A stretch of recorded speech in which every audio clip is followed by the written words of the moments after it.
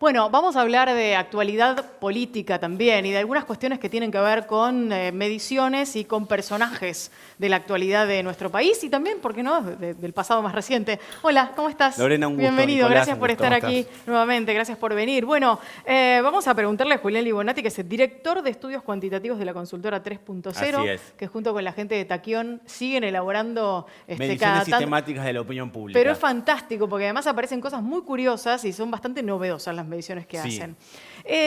Hablamos un poco de la grieta, ¿te parece, Nico? Sí, fue Porque- una noticia interesante, Sí. polémica, incómoda de leer. Definitivamente. Digo, ¿cómo de alguna manera la economía o la situación económica empieza a correr el lugar de la grieta? Sí, yo no diría, o por lo menos no me arriesgaría a decir que la situación económica o el clima socioeconómico deroga la situación gretística, por así decirlo, de la sociedad argentina. Sí, por lo menos le pone una pausa. Y hoy de lo que conversamos, la sociedad, la vida social, los vecinos en su casa, es de el bolsillo. Ahora, solapada a esa realidad, la grieta sigue presente. Y te ¿De quién es la digo, culpa? claro, mirá, Claro. la semana pasada hicimos grupos focales en todo el país. Grupos focales son estas técnicas de conversación de 10 personas Sí. en donde se analizan temáticamente ciertos ejes. Y cuando conversábamos con los participantes de distintos perfiles, la grieta seguía permanente. Estaba en la conversación, solapada, pero estaba. Así que me parece que conviven estas dos nociones. Una noción de primero, la situación económica es un tema de conversación habitual entre los argentinos, entre los vecinos, en la sociedad, en el taxi, en el bar. en el ascensor. Pero también convive y está súper solapado, pero súper presente, la idea de una tensión política entre distintas percepciones de la realidad social o posicionamientos políticos. La otra encuesta que nos llegó hoy hablaba directamente de la percepción. Yo, por lo menos en mi caso, reconozco que tuve que leer varias veces Para el entenderlo. título para decir, no están diciendo que no, la percepción en una encuesta de que el Claro. gobierno más democrático desde el retorno de la democracia había sido el de los 4 años de Néstor, 4 años y medio de Néstor Kirchner Así es. en el poder. Seguido de Mauricio Macri, último de la Rúa, en tercer Y lugar arriba, muy Alfonsín cerquita, y Menem. Menem por ahí abajo, ¿no? Pero claro, muy parejitos. Y ahí es donde uno se pregunta cómo oficia por ahí el paso del tiempo en la percepción. Porque me puse a repasar y los 4 años y medio de Néstor Kirchner también estuvieron plagados de peleas de poder entre los distintos poderes de gobierno, la justicia directamente fue removida toda la corte, designaron una nueva, las peleas por un gobierno que había llegado con el 22%, de golpe había pelea para conformar poder en el poder legislativo, no todo el peronismo acompañaba, intervención de sindicatos, los Skanska y todas esas cosas. Y así todo se cierra como una percepción de que esos 4 años y medio fueron los más democráticos en los últimos 30 años. ¿Cómo es que funciona la memoria? Bueno, vos tocaste un tema que es la percepción. Algunos especialistas en opinión pública dicen que la única verdad es la realidad percibida. Parafraseando a Aristóteles y a Perón, por supuesto. Ahora, yo te diría que la percepción, primero el resultado de esa encuesta es un dato que sale del monitor de opinión pública de Taquioni 3.0.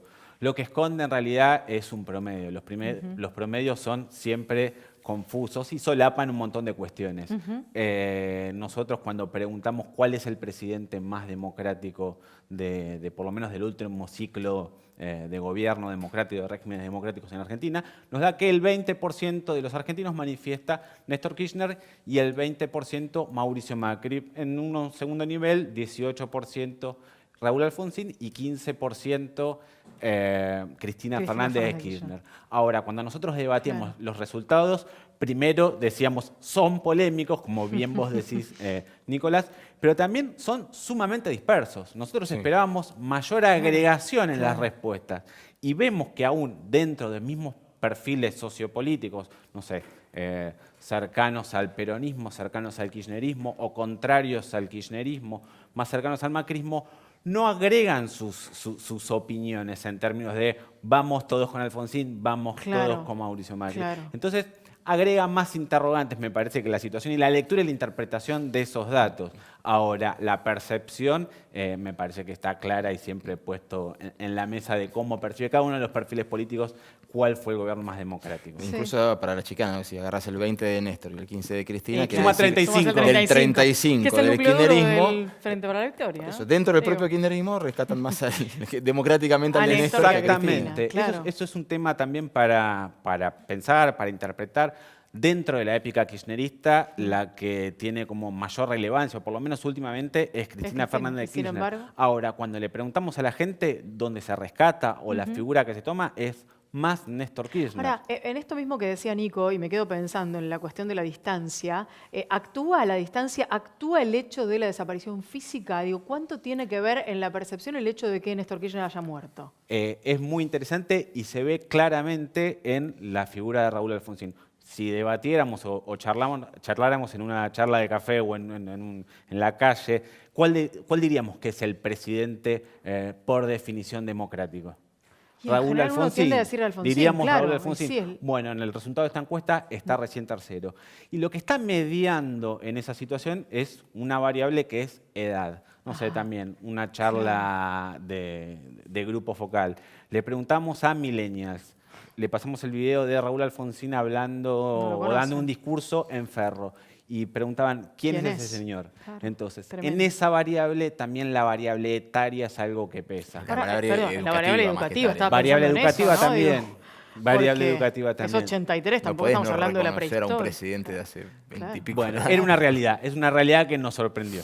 Impresionante, impresionante. Esto es lo que más me llamó la atención de todo lo que respondiste. Claro, sí, porque digo, tiene que ver con la educación y con saber que la vuelta a la democracia estuvo anclada en la figura de ese hombre que recitaba el preámbulo de la Constitución en sus actos, ¿no? Exactamente, se desconocía la figura de Alfonsín. Esto es un dato o una anécdota de grupo focal. Ahora, en la interpretación de esa encuesta nos da la clara que hay una situación etaria que pesa. De hecho, Alfonsín es un presidente más valorado en términos democráticos por los sectores más adultos. Claro, claro.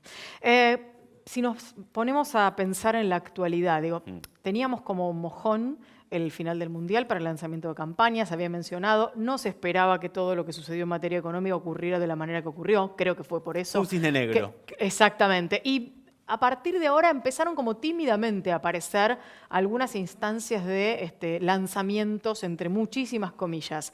¿Cómo es hoy la mirada de la opinión pública sobre la realidad de estos políticos, el gobierno en particular, pero también la oposición? A ver, yo diría que hay como una mirada, o por lo menos para analizar la opinión pública hay que hacerlo en 2 termómetros, o a partir de 2 termómetros. Hay un termómetro que es el que todas las consultoras comparten sus datos, que es un dato duro, que es la evaluación de gestión de gobierno nacional, o bien las imágenes de los principales referentes del gobierno nacional. Y eso es claramente, o por lo menos esos indicadores muestran una caída en los últimos meses. ¿Por qué? Porque está en paralelo a una percepción un poquito más negativa sobre la situación actual de la economía y también de las expectativas económicas. Así que por ese lado hay una situación que es relevante y sí que comparten una serie de encuestadoras. Ahora, cuando uno analiza la motivación electoral futuro, específicamente cuando le preguntamos, pensando en las elecciones del 2019, ¿qué piensa que es mejor para el país? ¿Continuidad o cambio? ¿Qué dice? Un 40% nos mantiene la respuesta de continuidad. Y un 55% nos dicen cambio y un 5% no sabe. Ese indicador es sumamente estable. Estable desde las últimas elecciones legislativas. Entonces, vemos por un lado una serie de indicadores fluctuando, pero la motivación electoral sumamente estable. Así que me parece que para analizar la situación de la opinión pública uno tiene que estar siempre en paralelo a esos dos indicadores. Gracias por haber venido. Gracias. Un gusto.